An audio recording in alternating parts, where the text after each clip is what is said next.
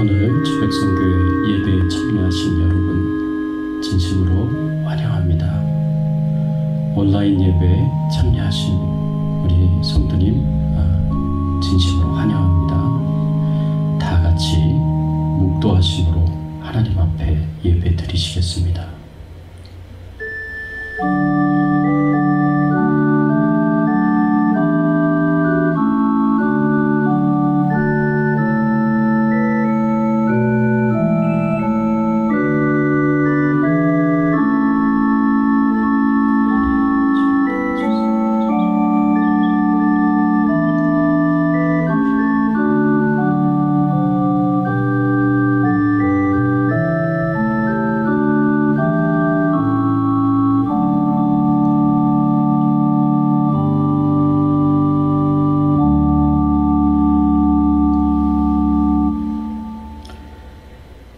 여호와여, 내가 주께 부르짖어 말하기를 주는 나의 피난처시요 살아있는 사람들의 땅에서 나의 분깃이시라 하였나이다. 나의 부르짖음을 들으소서. 나는 심히 비천하니이다. 나를 핍박하는 자들에게서 나를 건지소서. 그들은 나보다 강하니이다. 내 영혼을 옥에서 이끌어내사 주의 이름을 감사하게 하소서. 주께서 나에게 갚아주시리니 의인들이 나를 들으리이다. 하나님 아버지 감사합니다. 오늘 주일 아침에 우리 주님의 날 우리가 기억하며 하나님 앞에 나와 찬송과 경배와 영광을 돌리고 예배를 드립니다. 이 시간 저희들의 모든 죄를 회개하오니 하나님 용서하여 주시옵시고 우리를 깨끗게 하시고 정결케 하여 주시옵시고 하나님 앞에 나아가 찬송과 경배와 영광을 돌릴 때에 우리 가운데 하나님께서 임재하여 주셔서 영광을 받으시고 경배를 받으시고 찬송을 받아 주시옵소서. 감사드리옵고 예수 그리스도의 이름으로 기도드리옵나이다. 아멘. 전능하사 천지를 만드신 하나님 아버지를 내가 믿사오며 그 외아들 우리 주 예수 그리스도를 믿사오니 이는 성령으로 잉태하사 동정녀 마리아에게 나시고 본디오 빌라도에게 고난을 받으사 십자가에 못 박혀 죽으시고 장사한 지 사흘 만에 죽은 자 가운데서 다시 살아나시며 하늘에 오르사 전능하신 하나님 우편에 앉아 계시다가 저리로서 산자와 죽은 자를 심판하러 오시리라. 성령을 믿사오며 거룩한 공예와 성도와 서로 교통하는 것과 죄를 사하여 주시는 것과 몸이 다시 사는 것과 영원히 사는 것을 믿사옵나이다. 아멘. 하나님, 겸손하게 말씀 앞에 나아갑니다. 오늘도 말씀을 통해서 저희들에게 가르쳐 주시고 교훈하여 주시고 깨닫게 하여 주시고 주의 뜻을 분별하여 할 수 있게 하시고 주의 뜻에 온전히 순종하며 살아갈 수 있는 저희들의 신앙의 삶이 되게 하여 주시옵소서. 감사드리옵고 모든 영광과 존귀와 찬송을 돌리며 예수 그리스도의 이름으로 간절히 기도드리옵나이다. 아멘.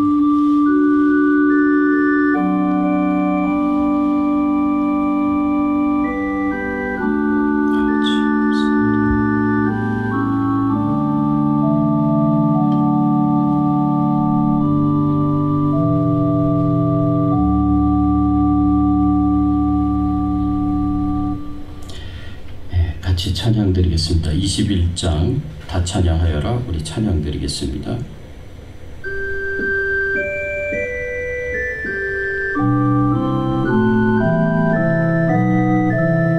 아멘.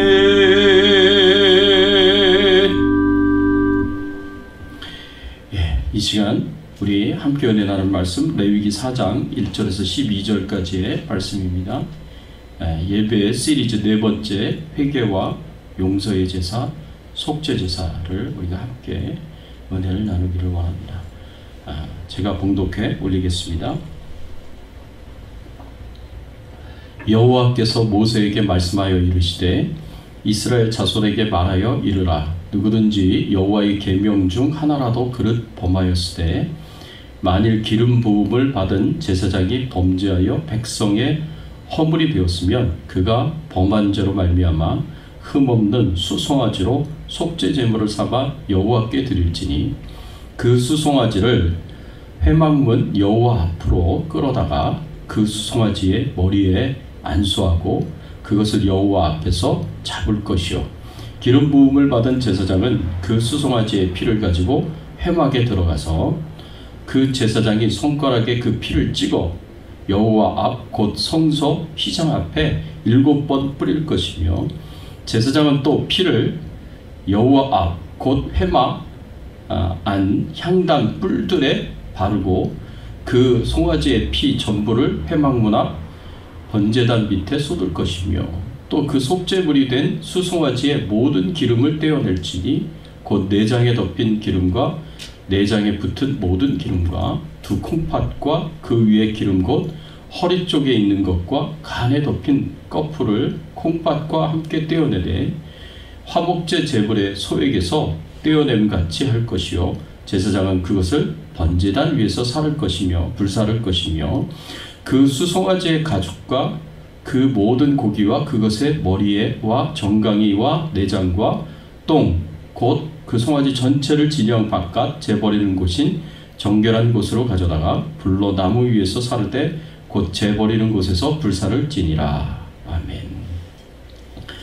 예, 사랑하는 성도 여러분, 우리는 하나님께 어떻게 예배를 드려야 하겠습니까?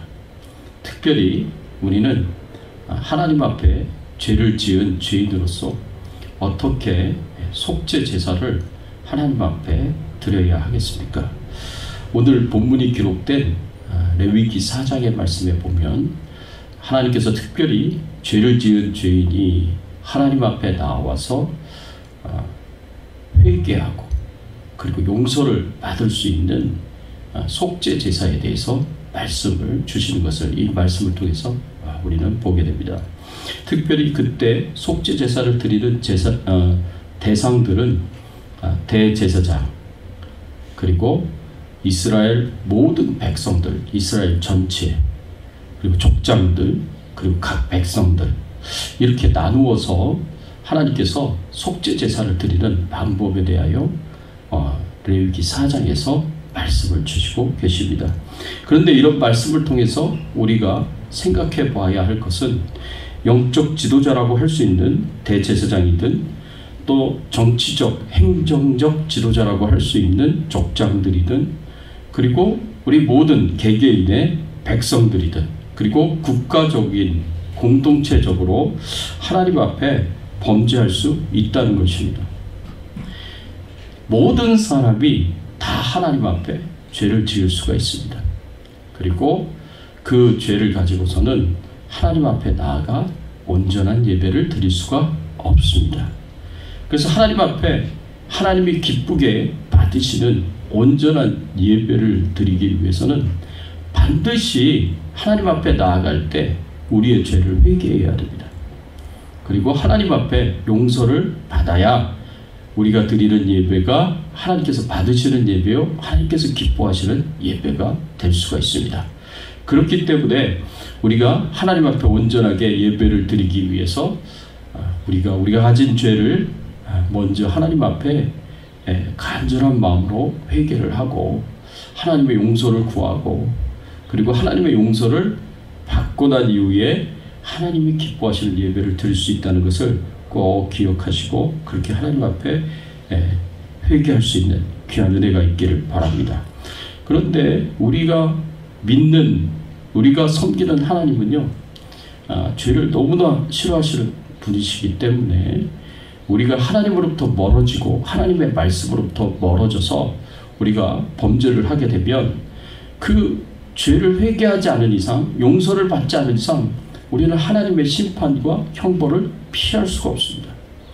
여러분 이스라엘 백성들도 마찬가지였습니다. 이스라엘 백성들도 하나님 앞에 범죄를 하고 하나님 앞에 나와서 용서를 받지 못하면 그 그 죄가, 용서받지 못한 죄가 쌓아져서 결국에는 하나님의 심판과 형벌을 받게 되는데, 그 하나님의 심판과 형벌로 인해서 망하게 되는 그런 일까지 가게 되었습니다. 그래서 북이스라엘은 BC 722년에 아수르에 의해 멸망을 당하고요.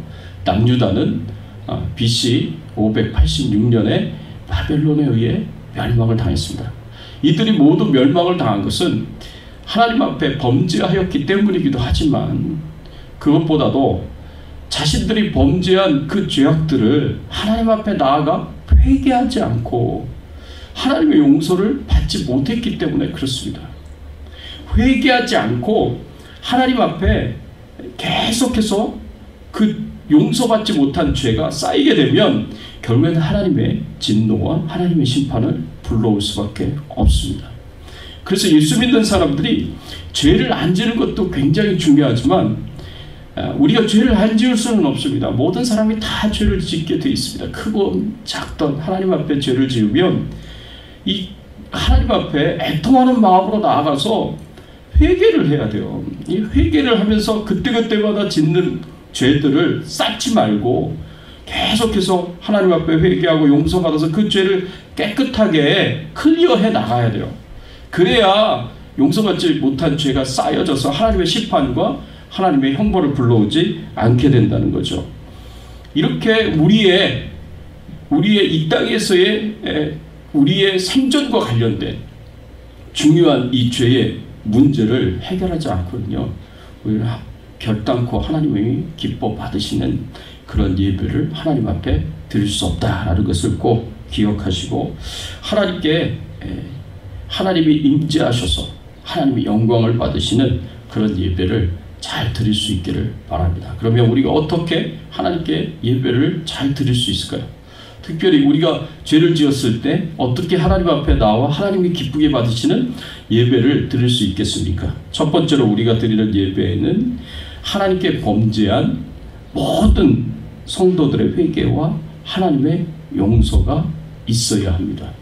우리가 드리는 이 예배에는 모든 성도들이 하나님 앞에 나아가 회개해야 되고, 그리고 하나님이 용서해 주시는 그런 은혜와 축복이 반드시 있어야 된다라고 오늘 말씀을 통해서 우리가 생각해 볼 수가 있습니다.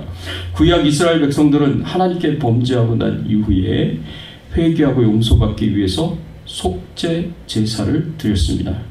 범죄한 죄인이 하나님께 회개하고 용서받은 것은 너무나 당연하기 때문에 회개하고 싶은 사람만 회개하는 이 선택이 있는 그런 제사가 아니었어요. 속죄 제사는요, 모든 죄를 지은 하나님의 백성들은 당연히 하나님 앞에 예배드리기 위하여 나아갈 때 반드시 드려야 하는 의무적인 제사였습니다. 번제, 소제, 화목제, 지금까지 여러분과 나누었던 그 세 가지 제사는요, 그거는 자원해서 자발적으로 하나님 앞에 드리는 제사였고요. 속죄 제사는 반드시 하나님 앞에 드려야 되는 의무적인 제사였습니다. 그렇기 때문에 반드시 하나님 앞에 나아가 회개를 했어야 됐다는 거죠. 의무적으로 회개를 했어야 합니다. 회개의 의무를 소홀히 할 경우, 속죄 제사의 의무를 소홀히 할 경우 지은 죄에 대한 하나님의 심판과 형벌이 무섭게 임하게 되었습니다. 그런데 속죄제에 대한 규례의 말씀을 주시면서 이 속죄 제사에 대한 특별한 그런 의미를 여기서 영적인 원리를 설명을 해주시는데, 하나님께서 이렇게 말씀을 하십니다. 2절 말씀해 보니까 이렇게 말씀하셨어요. 이스라엘 자손에게 말하여 이르라. 누구든지 여호와의 계명 중 하나라도 그릇 범하였을 때. 하나님 앞에 나아가 속죄 제사를 드리는 사람은 어떤 사람이냐? 여호와의 계명 중 하나라도 그릇 범하면 하나님 앞에 나아가 속죄 제사를 드려야 했습니다. 그래서 속죄 제사를 드려야 하는 자는 이처럼 하나님의 계명 중에 하나라도 그릇 범하는 자는 누구든지 이 제사를 드려야 되는데, 여기서 그릇 범한다라는 그 말의 의미는 의도적으로 죄를 짓는 것이 아니라 죄인 줄도 모르고 죄를 지었거나 순간적인 부주의나 실수로 죄를 짓는 것을 의미합니다. 여러분, 하나님의 백성들이 죄인 줄도 모르고 죄를 짓는 경우가 많이 있습니다. 그리고 순간적으로 부주의해서 그리고 실수를 해서 하나님 앞에 죄를 짓는 경우가 있습니다. 이럴 경우에는 속죄 제사를 통해서 하나님 앞에 용서를 받을 수 있다라고 말씀을 하셨습니다. 그런데 속죄 제사를 통해서 용서받는 경우에 해당되는 것이 의도적이지 않는 죄여야 돼요. 내가 실수로, 내가 부주의해서, 내가 죄인 줄도 모르고 그렇게 하나님 앞에 죄를 지을 때는 이 속죄 제사로 용서를 받을 수 있다는 거예요. 그런데 오늘 말씀의 속죄 제사에 대한 규정을 말씀하고 있는 이 말씀을 아무리 들여다보고 찾아봐도 의도적으로 죄를 짓는 것에 대해서는 속죄 제사를 통해서 용서받을 수 있다는 말씀이 없어요. 우리가 의도적으로 죄를 지을 수 있잖아요. 죄인 줄 알고 죄를 져요. 이게 하나님이 싫어할 것이라는 걸 뻔히 알면서도, 하나님께서 싫어하는 죄라는 것을 뻔히 알면서도 그런데도 죄를 지어요. 의도적으로 죄를 지어요. 여러분, 거기에는 제사를 통해서 용서받을 수 있는 길이 없다는 거예요. 그런 죄는. 구약 이스라엘 백성들이 수많은 죄를 졌겠죠. 그러나 속죄 제사를 통해서 용서받을 수 있는 경우는 의도적이지 않았을 때, 자기가 죄인 줄도 모르고 죄를 졌을 때, 그리고 실수해서 부주의해서 그렇게 짓는 죄만 하나님께서 용서받을 수 있다라고 지금 말씀을 하고 있는 거예요. 여러분, 그런데 우리가 살아가면서 의도적으로 하나님 앞에 죄를 짓고 반항할 때가 있습니다. 하나님의 말씀을 잘 알고 있으면서도 불구하고 고의적으로 불순종해서 하나님께 반항을 합니다. 하나님의 백성들이 하나님의 말씀을 고의적으로 불순종하게 되면 이것은 하나님을 향한 적극적인 반항이 될 수 있습니다. 여러분, 어떻습니까? 신앙생활을 하면서 하나님을 향해서 적극적으로 반항한 적 없습니까? 하나님의 말씀을 알고 있으면서도 고의적으로 불순종한 적 있지 않습니까? 이런 죄가 용서받을 수 있을까요? 성경에 보면 이렇게 의도적으로 하나님의 말씀에 불순종하는 사람들의 이야기가 나옵니다. 우리가 잘 알고 있는 아합 왕과 이세벨 왕비의 이야기입니다. 아합 왕과 이세벨 왕비가 나봇을 계획적으로, 의도적으로, 악의적으로 죽이고 그 나봇의 포도원을 빼앗았어요. 그리고 자기 소유로 삼았어요. 여러분, 이것이 얼마나 악의적이고 이것이 얼마나 의도적입니까? 계획적입니까?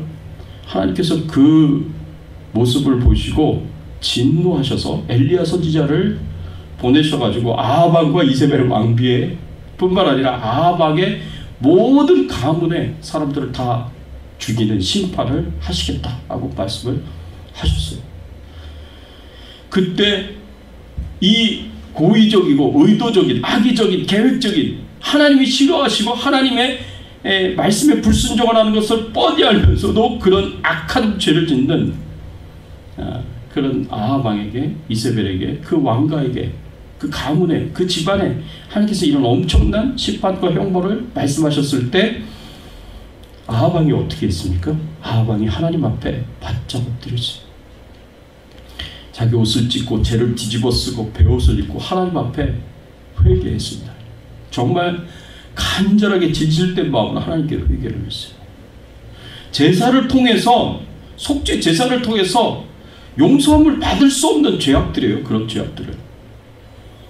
그래서 하나님 앞에 바짝 엎드려서 철저하게 진실된 마음으로 하나님 앞에 회개를 하니까 하나님께서요, 아합 왕에게 너에 대해 내가 이 심판을 내리지 않겠다. 그래서 심판을 연기해 줍니다. 그렇지만 이세벨에 대해서는 그 시체를 개나 새나 들짐승들이 먹고 뼈도 남기지 못하게 될 것이다 라고 하나님께서 저주하시면서 심판을 예언을 하셨어요. 그리고 예후에 의해 아합 왕가가 완전히 이제 하나님의 심판과 형벌의 도구가 되어서 예후에 의해서 완전히 멸망을 당하게 됩니다. 그리고 말씀대로 이세벨 왕비는 그 악한 죄악 때문에 결국에 그 시체를 찾지도 못하고 갈갈이 찢겨져서 죽임을 당하게 됩니다. 여러분, 다윗 왕의 경우도 마찬가지였어요. 다윗 왕도 하나님 앞에 큰 범죄를 저지르지 않았습니까? 우리아의 아들 바세바를 범하고 우리아를 죽이는 간음죄와 살인죄를 하나님 앞에 행하였습니다. 이것 때문에 하나님께서 진노하셔서 나단 선지자를 보내서 책망을 하셨어요. 여러분, 다윗이 용서받을 수 있는 제사가 없어요. 속죄 제사를 통해서 그런 죄는 용서를 받을 수가 없는 거예요. 그러니까 다윗이 나단 선지자의 책망을 받았을 때 어떻게 해요? 다윗도 바짝 엎드려서 하나님 앞에 눈물 콧물을 쏟으면서 정말 하나님 앞에 진실된 마음으로 회개를 합니다. 그랬을 때 하나님께서 다윗을 용서해 주시고, 그렇지만 다윗의 인생 가운데 자신이 지은 그 죄악에 대한 그 후유증으로 정말 고난과 고통을 당하는 그런 인생이 되도록 하나님께서 고난과 고통을 다윗에게 허용을 하십니다. 여러분, 이렇게 하나님 앞에 의도적으로, 악의적으로, 계획적으로 하나님의 말씀에 불순종하고 적극적으로 하나님 앞에 반항하잖아요. 그러면 그 죄는 굉장히 심각한 죄가 됩니다. 제사를 통해서 용서받을 수 없는 죄가 됩니다. 그때는 돌로 쳐서 죽이든지 아니면 자신의 그 죄를 애통해하며 마음속 깊이 회개하였을 때에는 그 심판이 연기가 되든지 아니면 남은 날 동안 고생스러운 삶을 살게 되든지, 그렇게 구약에 보면 그렇게 하나님께서 인도를 하셨습니다. 그러나 이렇게 고의적이지 않고 계획적이지 않는 죄를 짓는 것이야, 계획적으로 악한 죄를 짓는 것이 아니라 고의적이진 않지만 계획적이진 않지만 의도적이진 않지만 우발적으로 짓는 죄들, 죄인 줄도 모르고 짓는 죄들, 그런 이제 죄는요, 죄의 질이 악하다라고 이렇게 볼 수가 없습니다. 그렇기 때문에 이런 죄에 대해서는 하나님께서 용서받을 수 있는 길을 주셨어요. 그래서 내가 태만해서 연약해서 하나님의 말씀에 온전히 순종하지 못하는 죄악이 있습니다. 예를 들면 법정 증인이 되어서 누군가를 위하여서 내가 보고 내가 들은 것을 증언해야 될 때가 있는데 이것을 태만히 하게 되면 이것도 죄입니다. 태만죄에 해당이 됩니다. 자신도 모르게 부정한 물건을 만져서 부정하게 되는 경우도 이것도 죄가 될 수 있어요. 자기도 모르게 부정하게 되어서 다른 사람들이나 물건을 만져서 또 부정하게 만들었어요. 이것도 죄죠. 우발적인 죄죠. 의도하지 않은 죄죠. 깊이 생각하지 못하고 함부로 맹세하는 죄를 지었어요. 이것도 의도적인 것은 아니지만 역시 하나님 앞에 허물이 있다라고 이야기할 수가 있습니다. 죄의 질이 악하지는 않지만 하나님의 말씀에 불순종하는 허물이 있는 거예요. 사람이 태만해서 연약해서 하나님의 말씀에 온전히 순종하지 못합니다. 이럴 경우에 용서받을 수가 있다라고, 이 속죄 제사를 통해서 용서받을 수 있다라고 오늘 말씀에서 우리에게 가르쳐주고 있고요. 특히 대제사장의 경우, 대제사장이 이러한 죄를 지었을 경우에 용서받을 수 있겠느냐? 오늘 본문의 말씀을 통해서 이런 허물들은 그 당시 종교 지도자였던 대제사장이 범죄하였을 때에도 이렇게 속죄 제사를 통해서 용서받을 수 있다라고 말씀을 하고 있습니다. 오늘 본문 3절 말씀해 보니까 이렇게 말씀합니다. 만일 기름 부음을 받은 제사장이 범죄하여 백성의 허물이 되었으면 그가 범한 죄로 말미암아 흠없는 수송아지로 속죄 제물을 삼아 여호와께 드릴지니. 기름 부은 제사장이 범죄할 때가 있어요. 이 기름 부은 제사장은 대제사장을 가리킵니다. 대제사장이 하나님 앞에 범죄할 수 있다는 것을 여기서 말씀하고 있어요. 그런데 이 죄악은 고의적인 죄악, 의도적인 죄악이 아니라 우발적인 그런 죄악을 저지른 거예요. 그래서 대제사장임에도 불구하고 하나님의 일을 태만히 하여서 하나님 앞에서 죄를 짓는다든가, 온전히 하나님의 말씀에 순종하지 못해서 죄를 짓는 경우가 있다든가, 부정한 것을 만져서 부정하게 되었다든가, 또 자신도 모르게 사람들을 부정하게 했다라든가, 이런 경우가 얼마든지 우발적으로 일어날 수 있습니다. 이럴 때 자신의 죄를 위하여서 수송아지 속죄 제물을 삼아 하나님께 드려야 된다라고 이렇게 말씀을 하였습니다. 여러분, 대제사장은요, 이 백성들의 영적 지도자로서 대표적인 성격을 갖고 있기 때문에 하나님 앞에 이 속죄 제사로 하나님 앞에 용서를 받아야 할 때는요, 이 수송아지로 속죄 제물을 삼아 하나님께 드려야 됐어요. 여러분, 소는요, 그냥 일반인들이 그렇게 드릴 수 있는 제물들이 아니었어요. 굉장히 비싼 제물이기 때문에.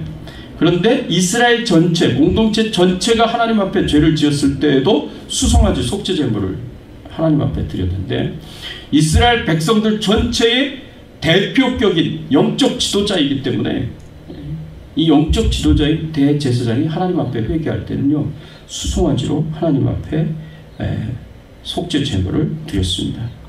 그런데 이렇게 대제사장이 죄를 지었을 때 일반 백성들하고는, 족장들이나 백성들하고는 전혀 다른 특별한 제사 의식을 행하라고 하나님께서 그렇게 말씀을 하셨어요. 6절과 7절 말씀에 보면 하나님께서 이렇게 말씀을 하십니다.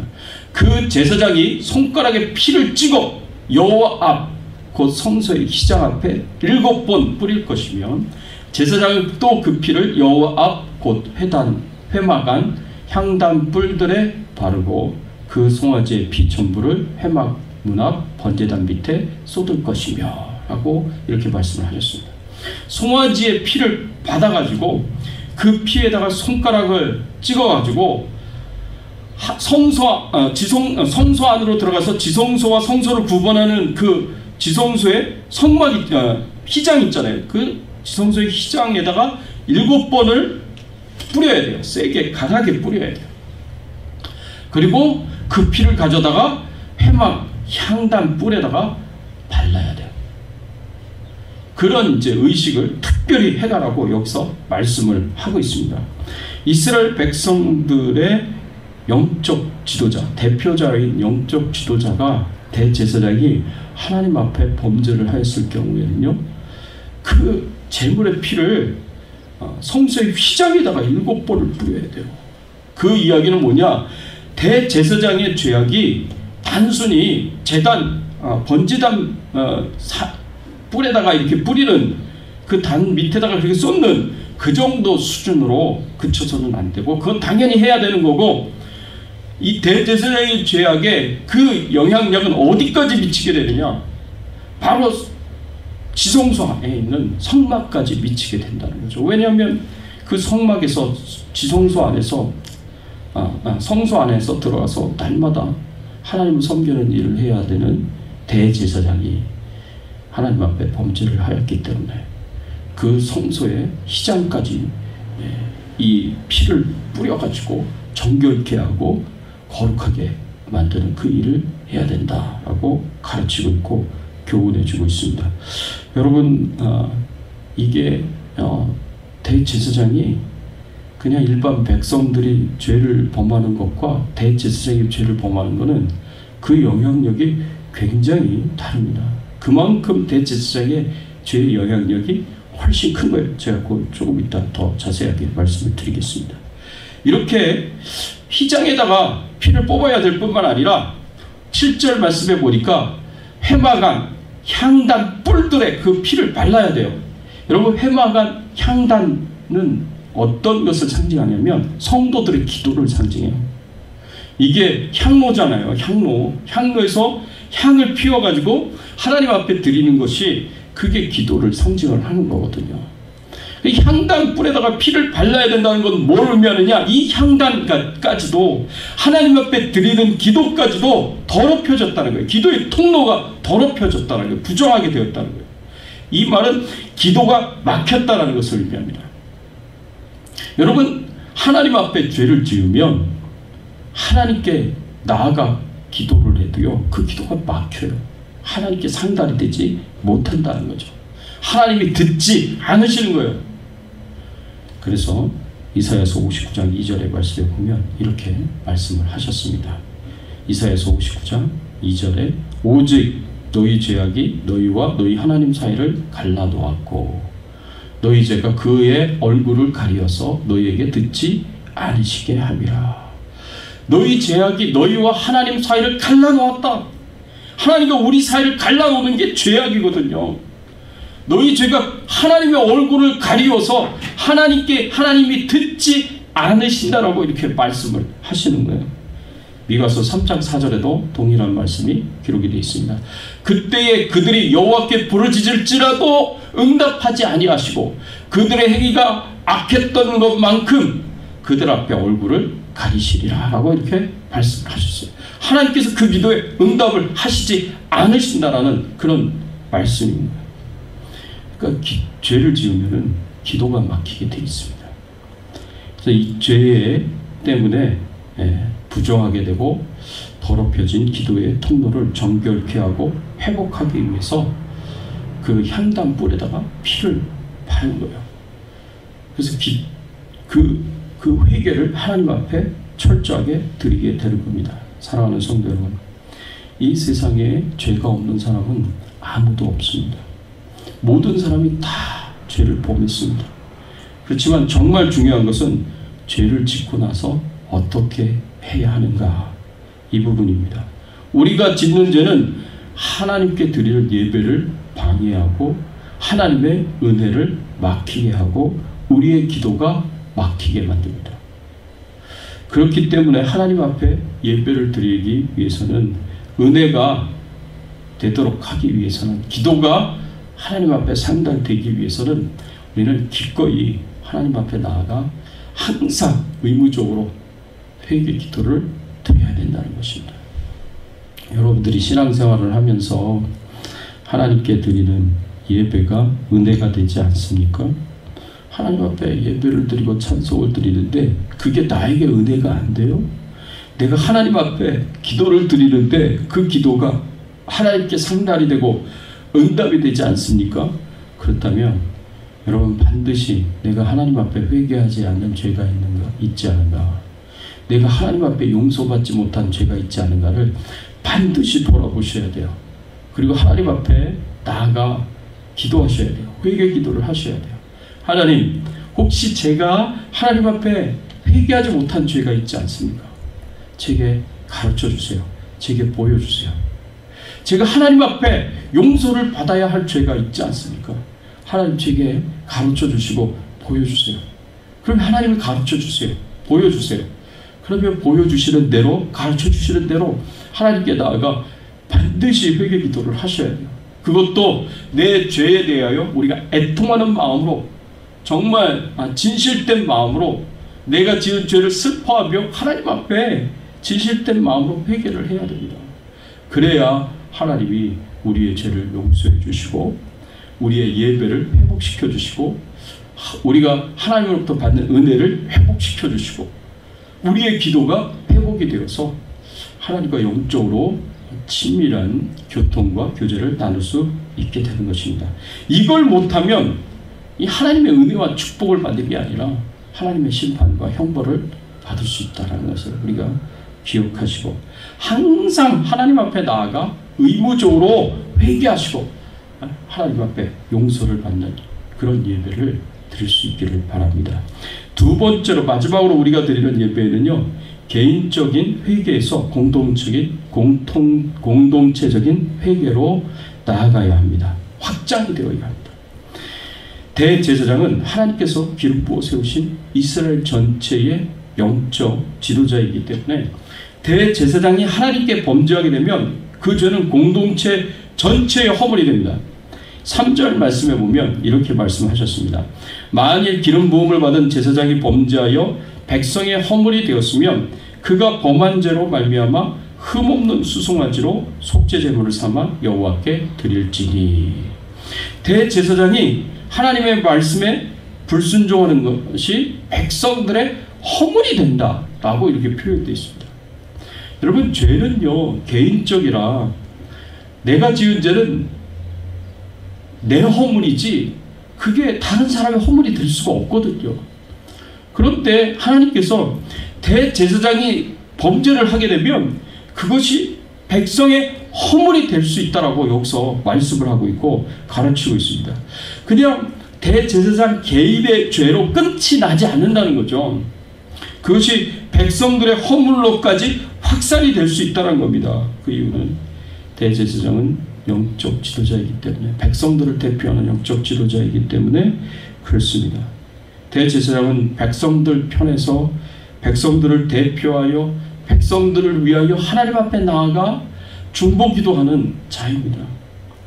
그렇기 때문에 대제사장이 하나님 앞에 범죄를 하게 되면 그 죄 때문에 생겨난 오염과 더러움이 영적 지도자에게만 국한된 것이 아니라 백성들에게까지 확산될 수가 있습니다. 그래서 백성들의 허물이 될 수 있다는 거죠. 그만큼 대제사장의 죄는 다른 사람들의 죄보다도요 더 심각한 오염을 가져다 주고요 더 악한 영향력을, 부패한 영향력을 끼칠 수 있다는 것입니다. 사랑하는 성도 여러분, 이것이 얼마나 무서운 일인지 모릅니다. 오늘날 영적 지도자라고 이야기할 수 있는 교회 대표인 목사님들이나 장로님들이 영적 지도자의 위치에서 제대로 그 역할을 감당하지 못하고 하나님 앞에 죄를 지으면 그 피해가 누구에게까지 가느냐? 그 교회 성도들에게, 예수 믿는 모든 하나님의 백성들에게까지 영향이 가는 거예요. 그래서 영적 지도자가 타락하면 교회가 부패하게 돼 있습니다. 영적 지도자가 타락하면 기독교 전체가 타락하고 부패하게 되어 있다는 것입니다. 그래서 영적 지도자의 역할을 감당해야 할 사람이 타락할 수 있다는 것을, 그때 어떤 일들이 일어날 수 있다는 것을 우리가 기억해야 돼요. 여러분, 사사 시대 초기에 한 레위인이 미가라는 에브라임 지파 출신의 한 미가라는 가정에 우상을 숭배하는, 또 우상 숭배를 이렇게 이끄는 그런 제사장이 됩니다.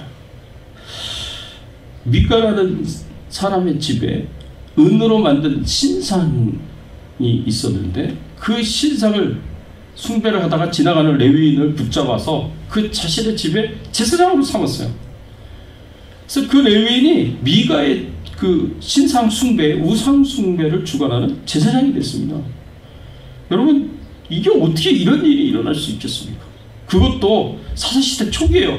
광야 40년을 경험하고 가나안 정복을 경험한 지 얼마 안 되는 그러한 때에 이런 일들이 일어났습니다. 나중에는 단지파가 그 은으로 만든 신상을 뺏어가고 이 레위인을 데려가가지고 잡아가지고 단지파의 우상숭배를 주관하는 그 우상숭배의 제사장이 되도록 만들었습니다. 여러분, 레위인은요 그 미가의 집에서 우상숭배를 했을 때 그 우상숭배를 막아야 하는 사람이 레위인이에요. 그렇게 하나님을 섬기면 안 됩니다. 우상숭배입니다. 이건 우상숭배입니다. 이 우상을 부숴버리고 하나님만 섬기세요. 그는 10계명의 제1계명과 2계명을 어기는 죄악입니다 라고 이렇게 말을 하면서 미가의 가정의 우상숭배도 막아야 되고 단지파의 우상숭배도 막아야 했을 그 레위인이 오히려 그 우상숭배에 적극적으로 참여해서 그 우상숭배를 주관하는 제사장이 되어버렸어요. 이게 어떻게 이런 일들이 일어나게 됐습니까? 이 레위인이 타락한 거죠. 부패한 거죠. 타락하여 부패하여서 소금의 역할을 감당해야 할 그 영적 지도자가 죄악을 행하는 그 모습을 보면서 그 죄악을 막지는 못할지언정 적극적으로 참여하면서 거기에서 똑같이 부패하고 타락한 짓을 행하였습니다. 여러분, 그 레위인이 누군지 아십니까? 사사기 8장 30절의 말씀을 보면 그 레위인에 대해서 이렇게 표현을 했습니다.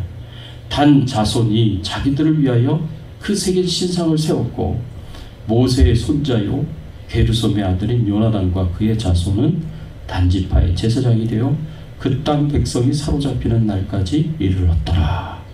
그 레위인이 누구라고 여기서 말씀하고 있어요?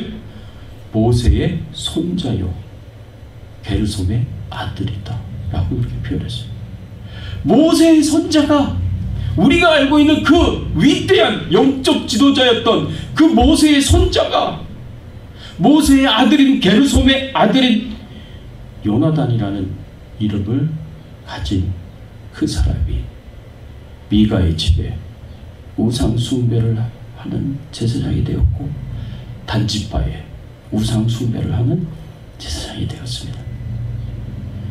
여러분, 모세를 통해서 하나님께서 광야 40년을 인도하시면서 얼마나 큰 은혜와 축복을 받았습니까?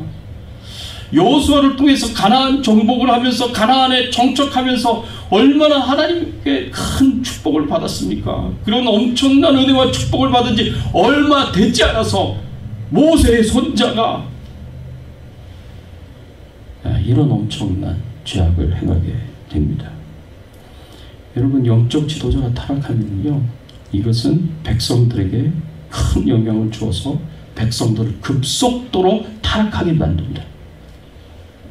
사랑하는 성도 여러분, 이 세상이 급속도로 타락하고 있습니다. 우리가 상상하기 어려울 정도로 큰 죄악들이 사방에서 일어나고 있습니다. 그런데 이렇게 된 것을 바라보면서 우리는 세상을 한탄하고 정죄합니다.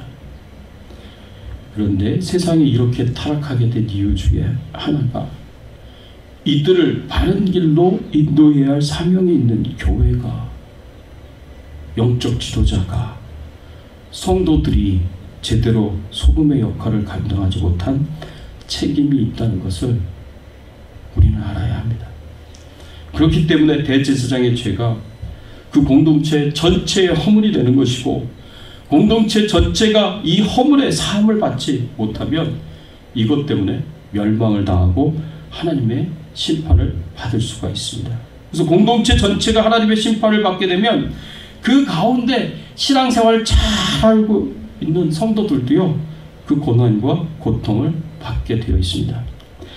그렇기 때문에 대제사장의 죄를 속죄하는 것만 중요하게 생각할 것이 아니라 공동체 전체의 죄에 대하여 우리는 특별히 각별한 관심을 가지고 하나님께 온전히 회개해야 합니다. 그래서 우리가 오늘 본문 13절에서 15절의 말씀을 보면 하나님께서 이 공동체 전체에 임한 그들이 행한 죄악에 대해서 하나님께서 특별하게 이렇게 말씀을 하셨습니다. 만일 이스라엘 온 회중이 여호와의 계명 중 하나라도 부지 중에 범하여 허물이 있으나 스스로 깨닫지 못하다가 그 범한 죄를 깨달으면 회중은 수송아지를 속죄제로 드릴지니 그것을 회막 앞으로 끌어다가 회중의 장로들이 여호와 앞에서 그 수송아지 머리에 안수하고 그것을 여호와 앞에서 잡을 것이요 라고 이렇게 말씀을 하였습니다. 이 말씀에 보니까 이스라엘 온 회중이, 이스라엘 나라 전체가, 이스라엘 나라 백성들 전체가 하나님 말씀에 불순종하게 될 때가 있다는 거죠.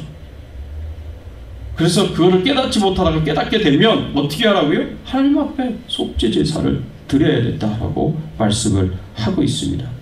여러분, 공동체 전체가 하나님 앞에 죄 지을 수 있어요. 나라와 민족 전체가 하나님 앞에 죄를 지을 수 있어요.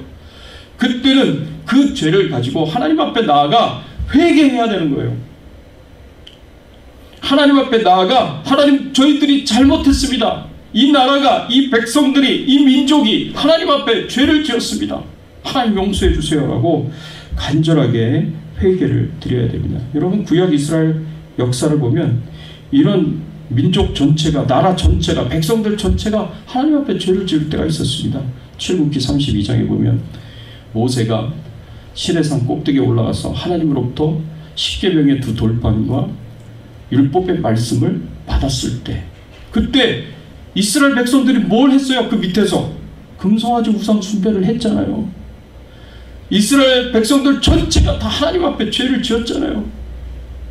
그래서 하나님이 얼마나 진노하셨습니까?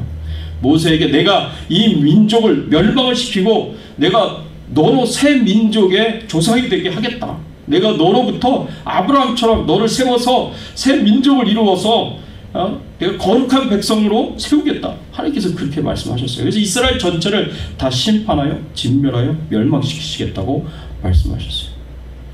여러분, 이스라엘 백성들의 이런 죄악은요, 이런 계획적이고 의도적인 죄악은요, 하나님 앞에 용서받을 수가 없어요. 그러니까 모세가 생명책 있는 자기의 이름을 걸고 하나님 앞에 회개 기도하면서 하나님 앞에 용서를 간구하였던 것입니다. 여러분, 민족 전체가, 나라 전체가 하나님 앞에 범죄하였을 때, 그때 우리는 그 공동체 전체의 죄악을 내 죄악이 아니라고, 나는 아니라고 생각하면서 무관심하게 내버려 두면 안 됩니다. 그렇게 되면 공동체가 전체가, 나라 전체가 하나님의 심판과 형벌을 받게 되어 있습니다. 그래서 우리가 공동체의 죄까지도 민감하게 생각을 하고, 나라가 잘못된 길을 가요? 하나님의 말씀과 다른 길을 걸어가요? 그럼 회개해야죠. 하나님 앞에 나아가 나라를 위해서, 민족을 위해서, 백성들을 위해서 기도해야 하는 것입니다. 이렇게 속죄제는 영적 지도자인 대제사장이나 공동체 전체가 드려야 할 제사이기도 하지만, 백성들 개개인이 하나님 앞에 나아가 하나님이 기쁘게 받으시는 온전한 예배를 드리기 위해서 의무적으로 모든 하나님의 백성들은 하나님 앞에 나와 예배 드릴 때 먼저 회개 기도를 해야 하는 거예요. 자신의 죄를 놓고 정말 애통하는 마음 가지고 회개 기도를 해야 합니다. 그래서 항상 어디서나 우리가 하나님의 뜻대로, 하나님의 말씀대로 회개할 것 없이 하나님께 잘 순종해서 거룩한 삶, 정결한 삶, 그렇게 살 수 있으면 얼마나 좋겠습니까? 그래서 혹시라도 범죄하였다면 하나님께 나올 때 철저하게 회개 기도하시고 하나님의 용서를 받으십시오. 그래서 하나님 기뻐 받으시는 예배를 드릴 수 있기를 바랍니다. 특별히 우리가 기억해야 할 것은 영적 지도자의 타락이 얼마나 심각한 죄악인가를 기억하시고 영적 지도자들을 위해서 기도하셔야 됩니다. 저를 위해서도 기도해 주셔야 되지만, 타락하지 않고 부패하지 않도록 저를 위해서도 기도해 주셔야 되지만, 여러분, 모든 교회의 지도자들이 하나님 앞에 바로 설 수 있도록 여러분 기도해 주셔야 되고, 그들이 범하는 죄악들을 놓고 하나님 앞에 나아가 회개 기도하셔야 돼요. 하나님께서요, 나라를 심판하실 때, 하나님께서 나라를 멸망시킬 때 가장 먼저 치시는 것이 교회입니다. 이스라엘 백성들이 멸망을 당할 때, 남유다 백성들이 멸망을 당할 때 하나님께서 가장 먼저 치셨던 것이 성전이었어요. 성전을 하나님께서 먼저 치십니다. 심판하세요. 그래서 왜? 제대로 역할을 못했기 때문에 그래요. 성전, 영적 기능을 제대로 못했기 때문에 하나님께서 가장 먼저 성전을 심판을 하십니다. 그래서 교회의 영적 지도자들과 나라를 위해서 여러분 기도해 주시기 바랍니다. 이 나라와 이 민족이 하나님 앞에 바른 길을 가지 못했습니까? 바른 길을 가고 있지 않습니까? 하나님의 말씀과 거스리는 불순종의 그런 삶을 살고 있습니까? 그럼 하나님께 기도해야 돼요. 모세가 생명책에 기록된 자신의 이름을 놓고 하나님 앞에 나아가 간절하게 회개하며 중보기도 했던 것처럼, 다니엘이 금식하며 하나님 앞에 조상들의 죄악을 회개하고 이스라엘 백성들을 다시 회복시켜 주시기를 위하여서 다니엘이 간절하게 회개기도 했던 것처럼, 느헤미야가 나라가 성문이 불타서 없어진 그 모습을 기억하면서 하나님 앞에 나아가 금식하면서 눈물로 회개하며 그 성벽이 다시 회복이 되고 세워지도록 노력했던 것처럼 여러분 우리가 이 세상이 타락하고 부패한 것에 대해서 무관심해서도 안 되고 손가락질하며 정죄하고 나와 다른 사람들의 죄악이라고 생각하고 그래도 안 되고 그게 내 죄악이라고 생각하고 그것이 우리의 죄악이라고 생각하고 하나님 앞에 나아가 회개기도 하셔야 됩니다. 나라가 이렇게 타락한 것은 교회의 책임도 있어요. 영적 지도자들의 책임도 있어요. 성도들의 책임도 있어요. 왜? 우리가 소금의 역할을 제대로 감당하지 못했기 때문에 그렇습니다. 그러니까 나아가서 중보기도 드려야 되는 거죠. 여러분, 한 나라가 망하면 그 안에 있는 의로운 성도들도 그 안에 있는 교회도 엄청난 고통과 고난을 당해야 됩니다. 남유다가 멸망을 당했을 때 경건한 의인이었던 다니엘과 그 세 친구도 포로로 잡혀가서 참 많은 고난과 고통을 당했습니다. 여러분, 나라가 망하면 그 안에 있는 경건한 의인조차도 고난과 고통을 당하게 되어 있습니다. 이런 가운데 우리 개인적인 신앙생활도 중요하지만 이 공동체 전체가, 교회의 공동체 전체가, 나라와 민족이 하나님의 말씀에 순종하고 있는가, 이거 우리가 민감하게 돌아보면서 우리가 회개해야 할 때 회개할 수 있는 그런 귀한 은혜가 있었으면 좋겠습니다. 다니엘처럼, 느헤미야처럼 옷을 찢고 죄를 뒤집어 쓰는 그런 간절한 회개를 우리가 하나님 앞에 드릴 수 있으면 좋겠습니다. 우리 자신이 하나님 앞에 용서를 받는 제물이 될 뿐만 아니라 우리 주백성 교회 전체가, 이 나라의 모든 교회들이, 그리고 이 나라의 전체가 하나님께서 용서하시고 받으시는 제물이 되고 하나님께서 기뻐 받으시는 예배가 될 수 있기를 예수 그리스도 이름으로 축원합니다. 같이 한번 우리가 기도하겠습니다. 오늘 말씀 생각하시면서 함께 기도하기를 원합니다. 그렇습니다. 하나님이 기뻐 받으시는 예배가 되기 위해서는요, 우리 자신이 하나님 앞에 철저하게 우리의 허물과 죄악을 회개하면서 하나님의 용서를 구해야 됩니다. 하나님께서 용서하시도록 기도하셔야 됩니다. 그래서 하나님의 용서를 받고 하나님이 기뻐하시는 예배를 드릴 수 있어야 됩니다. 특히 영적 지도자는 항상 하나님 앞에 죄가 있지 않나, 허물이 있지 않나 돌아보면서 회개해야 됩니다. 공동체도, 교회 공동체도 죄에 대하여 민감하고 하나님 앞에 범죄하지 않도록 정말 피 흘리기까지 싸우면서 노력하고 애를 써야 되고, 그리고 하나님 앞에 조금이라도 허물이 있다면, 죄가 있다면 그 죄를 나의 죄로 알고 우리가 하나님 앞에 나아가 모세의 심정으로, 다니엘의 심정으로, 느헤미야의 심정으로 기도해야 됩니다. 그래야 하나님의 심판과 형벌로부터 우리가 안전해질 수가 있는 겁니다. 여러분, 자신을 놓고 이 시간 하나님 앞에 기억나는 죄악이 있다면 우리 같이 한번 회개하기를 원합니다.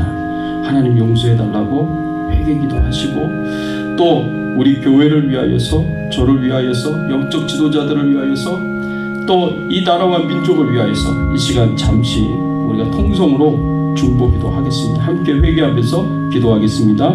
하나님 아버지, 감사합니다.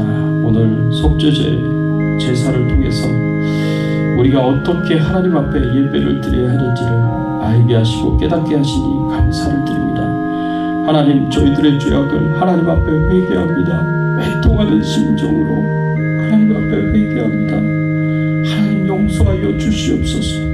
저희들을 깨끗게 하여 주시고 저희들을 정결케 하여 주시옵소서. 저희들이 하나님 앞에 용서받은 제물이 되어서, 거룩하여진 제물이 되어서 저희들이 하나님 앞에 드려지며 하나님이 기뻐 받으시는 예배가 될 수 있도록 하나님께서 인도하여 주시옵소서.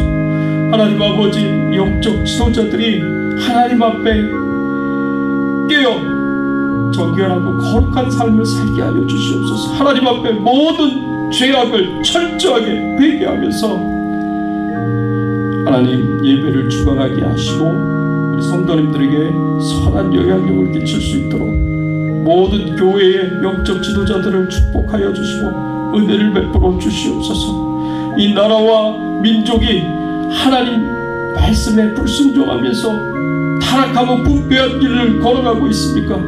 하나님 이 나라와 민족을 위하여 하나님 앞에 기도합니다. 하나님 기억하여 주시고 하나님께서 은혜를 베풀어 주시기를 간절하게 바라고 소원합니다. 이 나라와 민족이 하나님 앞에 축복받은 민족이 되게 하여 주시옵소서. 이들의 죄악을 하나님 앞에 회개합니다. 하나님 용서하여 주시옵소서. 하나님 용서하여 주시옵소서.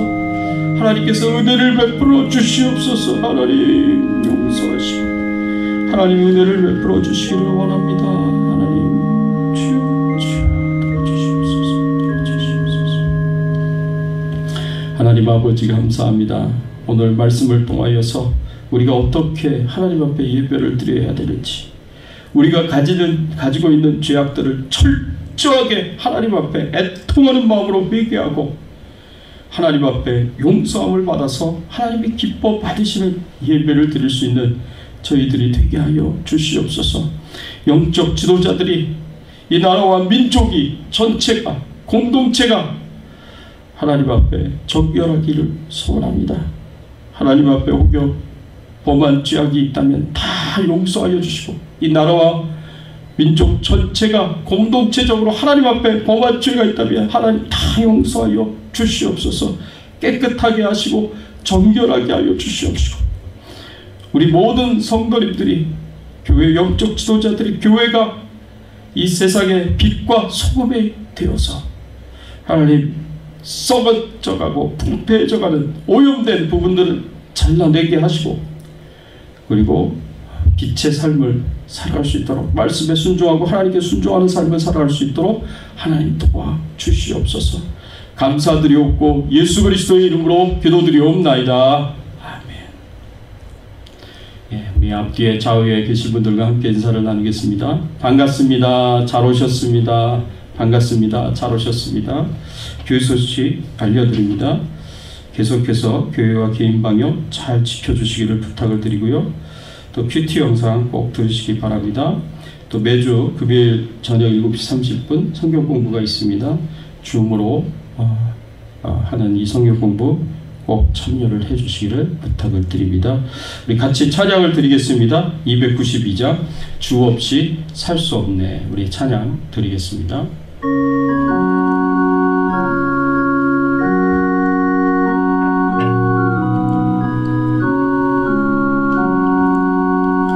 주 없이 살 수 없네. 죄인의 구주여 그 귀한 법의 피로 날 구속하소서.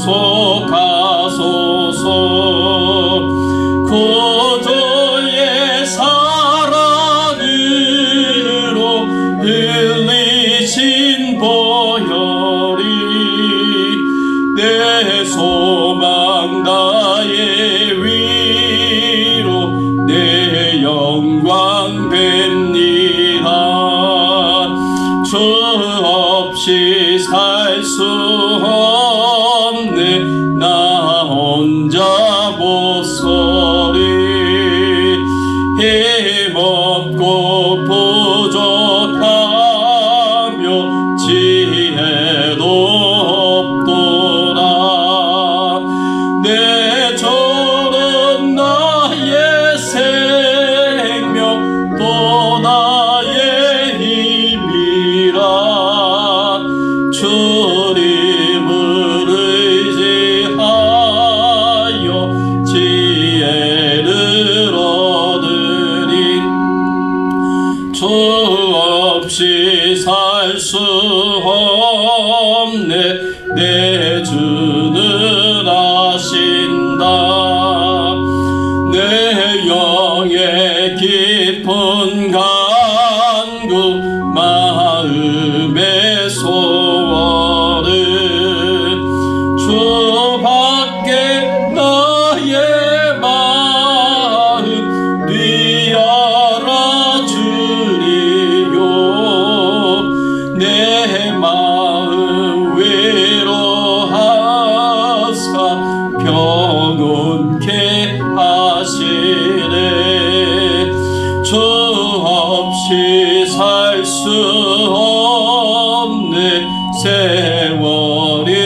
흐르고 이 깊은 고독 속에 내 생명 끝나도 사나운 풍랑일 때 날 지켜주시리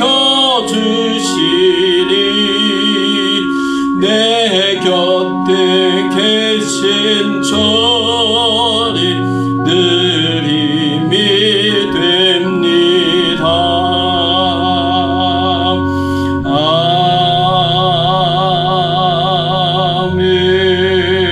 아멘. 하나님 아버지 감사합니다.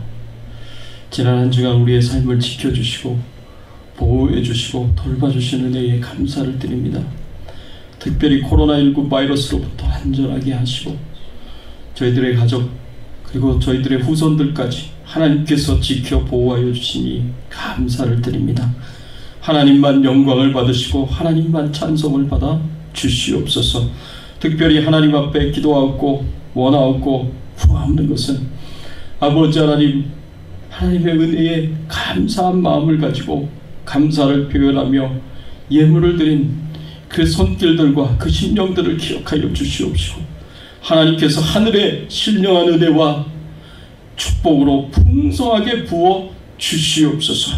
특별히 성령으로 충만하게 하여 주시옵시고 하나님의 풍성한 사랑으로 충만하게 하여 주셔서 우리가 매일매일 하나님과 동행하는 삶을 살며 하나님의 은혜 가운데 돌보심 가운데 보호하심 가운데 편안한 삶을 살아갈 수 있도록 하나님 역사하여 주시옵소서.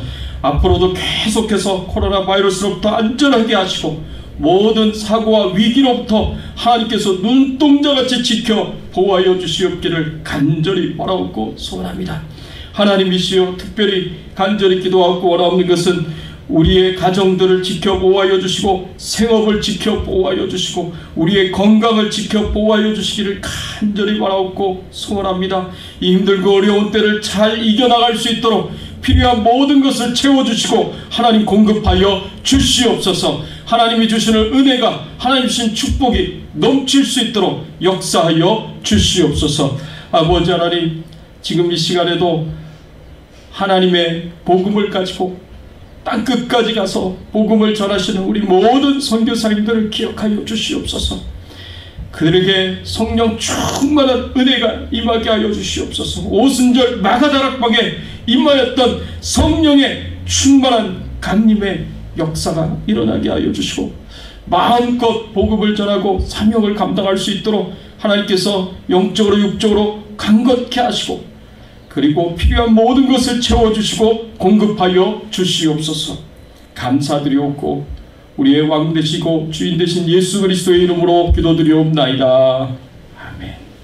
지금은 우리 주 예수 그리스도의 은혜와 하나님 아버지의 극진하신 사랑과 성령님의 감화감동 역사 충만하신 은총이 하나님 앞에 항상 우리의 죄악을 회개하고 애통하는 심정으로 진실된 마음으로 회개하고 하나님의 용서함을 받아서 하나님께 드리는 예배가 하나님께서 기쁘게 받으시는 예배가 되기를 소원하는 모든 주의 백성들 머리 위에 그 가정과 자녀들과 생업과 교제로 위에 주 백성 교회 위에 지금 이 시간에 복음을 위하여 충성스럽게 사명 감당하시는 모든 선교사님들 위해 특별히 미얀마의 정바울 선교사님, 대만의 최규환 선교사님, 섬기는 교회 임상훈 목사님 그 교회와 사역과 가정 위에 이제부터 영원토록